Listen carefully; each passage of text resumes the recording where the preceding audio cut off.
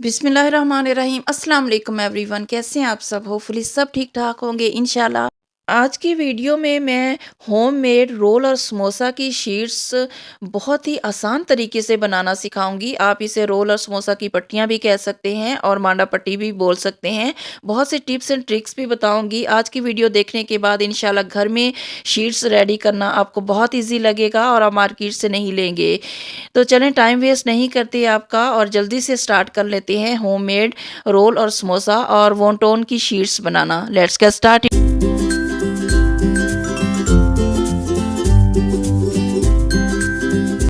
बिस्मिल्लाहिर्रहमानिर्रहीम। यहाँ पे मैंने 1 किलो मैदा लिया है छान कर। अच्छे से छान लिया है मैंने मैदे को, आपने भी छान लेना है। अब 1 किलो मैदे में हम शामिल करेंगे 1 टीस्पून नमक। नेक्स्ट हम ऐड करेंगे 4 टेबल स्पून घी या फिर ऑयल। मेल्टेड घी भी आप मेल्ट करके ऐड कर सकते हैं या फिर ऑयल भी ऐड कर सकते हैं। मैंने ऑयल ऐड किया है 4 टेबल स्पून। अब आपने थोड़ा थोड़ा पानी ऐड करते जाना है और डो को इकट्ठा कर लेना है। ना आपने गर्म पानी यूज़ करना है और ना ही ठंडा पानी ऐड करना है। नॉर्मल जो टैप वार्म वाटर होता है वो आपने यूज़ करना है। डो जब इस तरह से इकट्ठी हो जाए देन हम इसको 10 से 12 मिनट गूंद लेंगे। तब तक गूंदना है जब तक हाथ से डो जो चिपकना ख़त्म ना हो जाए और बिल्कुल स्मूथ सी टेक्सचर में डो रेडी ना हो जाए, तब तक हमने डो को गूंद लेना है। अगर आप ज़्यादा डो प्रिपेयर करना चाहते हैं तो आप इंग्रेडिएंट्स की क्वांटिटी को डबल कर लीजिएगा। यानी 2 किलो मैदा आप लेंगे और 8 टेबल स्पून मेल्टेड घी या फिर बटर लेंगे और 1 टेबल स्पून आप नमक ऐड करेंगे। अगर आप डो कम प्रिपेयर करना चाहते हैं तो इंग्रेडिएंट्स को हाफ़ कर लीजिएगा। 1/2 किलो मैदा, 2 टेबल स्पून घी या फिर ऑयल और 1/2 टीस्पून नमक ऐड कीजिएगा। इस तरह से आप इंग्रेडिएंट्स को अपने हिसाब से कम या ज़्यादा कर सकते हैं जितना आप बनाना चाहते हैं। यहाँ पे देखें डो को मैंने 10 से 15 मिनट बहुत अच्छे से गूंद कर स्मूथ कर लिया है। बहुत ही स्मूथ सा टेक्सचर में रेडी हो गई है डो। अब एक बाउल में ऐड करके इसे कवर करके 30 मिनट्स के लिए रेस्ट पे रख दूंगी। आपने डो को रेस्ट लाजमी देना है, कम से कम आधे घंटे के लिए। 30 मिनट्स के बाद डो अच्छे से सेट हो चुकी है। अब मैं इसके पेड़े बना लूँगी। पेड़े बहुत छोटे छोटे से आपने बनाने हैं।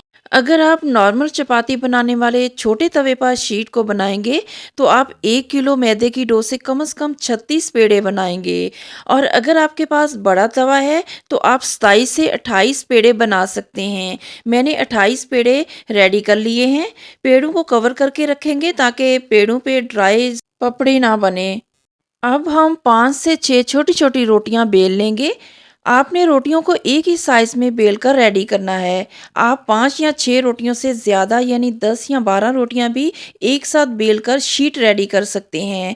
लेकिन अगर आप बिगनर हैं तो 10-12 रोटियों को एक साथ आप हैंडल नहीं कर पाएंगे। मैं आपको यही सजेस्ट करूँगी कि 4 या 6 रोटियों से स्टार्ट करें। इजीली आप हैंडल कर पाएंगे। यहाँ पे देखें मैंने 6 छोटी छोटी एक साइज़ में रोटियां बेल ली हैं। अब आप एक रोटी लेंगे। रोटी पे पहले ऑयल या मेल्टेड घी ब्रश करेंगे, देन मैदा डस्ट करेंगे। फिर इसके ऊपर दूसरी रोटी रखेंगे और अगेन ऑयल और मैदा अच्छे से लगाएंगे। आपने ऑयल अच्छे से ब्रश करना है, कोई भी जगह खाली नहीं रहनी चाहिए। इस प्रोसीजर को आपने रिपीट करते जाना है 5 रोटियों तक और लास्ट वाली रोटी पे ऑयल या मैदा कुछ भी नहीं लगाएंगे। अब मैं थोड़ा मैदा डस्ट करूंगी और राउंड शेप में एक बड़ी सी रोटी बेल लूंगी। नॉर्मल जो हम रोटी बनाते हैं ना उस रोटी से थोड़ी सी थिक रखनी है, लेकिन बहुत ज़्यादा मोटी नहीं रखनी है। मैंने स्लो फ्लेम पे तवा गर्म होने के लिए रखा हुआ है। अब हम रोटी को तवे पर डाल देंगे। फ्लेम को लो ही रखेंगे और जब रोटी एक साइड से थोड़ी फर्म हो जाएगी यानी कलर चेंज हो जाएगा ना, देन रोटी को पलट देंगे। इस तरह से लो फ्लेम पे 2 से 3 बार उलट पलट करते हुए कुक कर लेंगे। 30-30 सेकंड्स के लिए दोनों साइड से शीट्स को कुक कर लेंगे। इजीली शीट्स जो हैं सेपरेट होना स्टार्ट हो जाएंगी। और अगर हाई फ्लेम पे कुक करेंगे ना, बाहर वाली रोटी जल्दी से जल जाएगी और अंदर की रोटियां कच्ची रह जाएंगी और शीट्स भी सेपरेट नहीं होगी। तो आपने स्लो फ्लेम पे उलट पलट करते हुए सारी रोटियां इस तरह से सेपरेट कर लेनी है। और जैसे ही रोटियां आप निकालते जाएं साथ ही उसको कवर करके रखते जाएं किसी भी रुमाल या कपड़े से, ताकि वो ड्राई होके ना पापड़ ना बने। यहाँ पे देखिए सारी रोटियां रेडी हो चुकी हैं। जब इस तरह से सारी मांडा पट्टी रेडी हो जाएं तो आपने कटिंग करके रोल और समोसा की शीट्स रेडी कर लेनी है। पट्टी का साइज़ कितना रखना है, कोई हार्ड एंड फास्ट रूल नहीं है। आप अपनी पसंद से शीट्स का साइज़ कट कर सकते हैं। लेकिन अगर आप होम शेफ़ हैं, यानी अगर आप मांडा पट्टी घर में रेडी करके सेल करना चाहते हैं, तो उसके लिए मैं बता देती हूँ, रोल पट्टी की शेप स्क्वायर होती है। अब स्मॉल साइज़ की रोल पट्टी बनाना चाहते हैं, तो आपने 6 बाय 6 का स्क्वायर शीट्स को कट कर लेना है। और अगर आप मीडियम साइज़ की रोल पट्टी रेडी करना चाहते हैं, तो आपने 8 बाय 8 का स्क्वायर साइज़ कट कर लेना है। और अगर लार्ज साइज़ की रोल पट्टी रेडी करना चाहते हैं, तो 10 बाय 10 या फिर 12 बाय 12 का स्क्वायर साइज़ कट कर लेंगे। ठीक हो गया। और समोसा पट्टी की राइट एंगल शेप होती है। 3 इंच समोसा पट्टी की चौड़ाई होती है, जो नॉर्मल समोसा होता है, और 10 इंच लंबाई होती है। और इस तरह से आपने रोल और समोसा की पट्टियों को नाइफ या पिज़्ज़ा कटर की हेल्प से कट करके रेडी कर लेना है। और कटिंग करने के बाद जो लेफ्ट ओवर बच जाता है ना, इसे आपने बिल्कुल वेस्ट नहीं करना है। और आप इस लेफ्ट ओवर को किसी भी जिप लॉक बैग में ऐड करके 1 महीने के लिए फ्रीज़र में स्टोर कर सकते हैं। और जब भी आपको रमज़ान में चना चाट या दही बड़े के लिए पापड़ी की ज़रूरत पड़े, तो आप इस लेफ्ट ओवर को फ्राई करके क्रिस्पी और मज़ेदार सी फ्रेश पापड़ी रेडी कर सकते हैं और यूज़ कर सकते हैं।